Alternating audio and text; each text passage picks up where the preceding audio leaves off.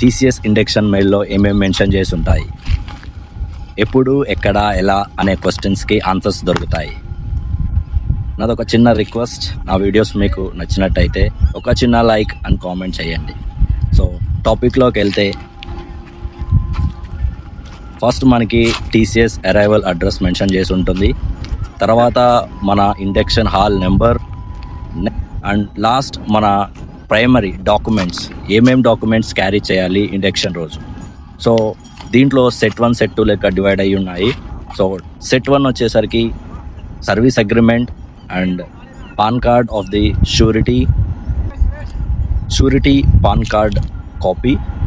Set 2 వచ్చేసరికి offer letter with signed papers, next medical certificate and non criminal affidavit.